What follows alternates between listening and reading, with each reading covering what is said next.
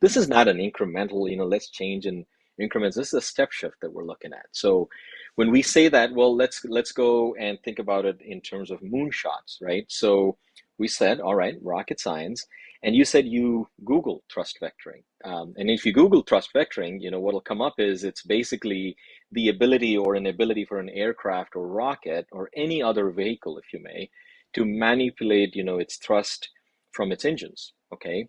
And the whole idea is to control kind of, the altitude or the height that this vehicle is moving at, the velocity or the speed with which it's moving at.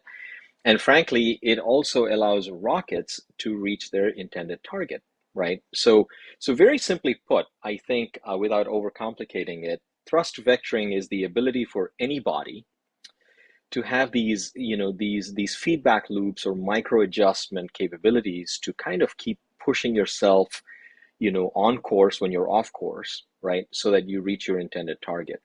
So when we said thrust vectoring, frankly, and when we named this, this particular, episode within this mix, it was very important for us to talk about how do we retool the leadership development landscape or the leaders within that landscape and the organizations with thrust vectors.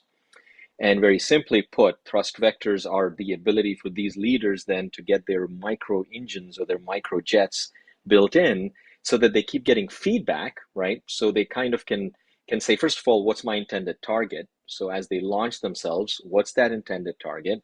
And as they're hurtling towards that target, right?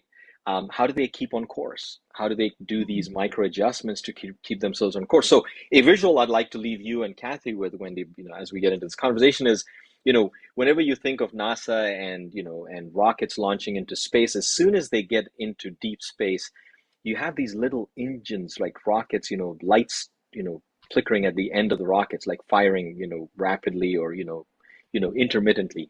That's a thrust vector. That's what adjusts the rocket to stay on course to wherever it's on its way, to the moon, to Mars, and hopefully beyond, right? Mhm. One of the things I think when Wendy, you brought up barriers, one of the barriers, a long-term leadership professional practitioner, one of the barriers is people like me. I mean, we weren't brought up through the leadership ranks with hearing things like what Vid just shared with us. And when we do think about what we've done in leadership development, we've done this for the senior leaders. And my imagination when Vid went to the description of the rocket firing, it's not just senior leaders who are in a company that run it. It's all leaders. It's our team leaders, our service leaders, our sales leaders, and our senior leaders. And they all have to be firing at the same rate. So I think we need to balance that for all leaders. And we, the learning practitioners, really need to open our minds and let all of that in, that we can work with all of our leaders. And we can do it without huge staff increases or money increases. The tools are there today to really make a change.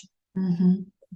Yeah, Kathy, I love what you're saying. And Vid, I'm just going to say this back to you. So I just want to, make sure that I'm kind of catching what you're throwing. So when we think about thrust vectoring and then we think about leadership development, what we're saying here today is, just like NASA does with a rocket, organizations can do with their leaders today. Exactly. We can say, here's what exceptional looks like. Yep. This is your destination. We're trying to get to the moon. We're trying to get to exceptional. Now, in order to step off with power and to start working towards the moon or to exceptional, you have to know where you're at currently, right? And so we're saying that data is now available as it is for NASA. It's available for our leaders in our organizations too, from a leader perspective and from a business perspective. And it's almost as if, a leader doesn't necessarily have those thrusters on their rockets.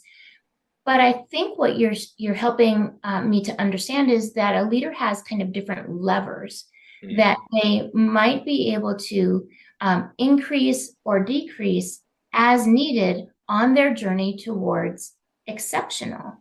and they can actually employ the concepts of thrust vectoring to the development of their exceptional leadership product, helping them to land more, more closely, more accurately, land at all. I would imagine is something to consider too. And I love this story, you guys, because Kathy, to your point, it has not always been the case in the leadership development space that we've been able to help leaders in that way, or that leaders have had this type of data or information available to them.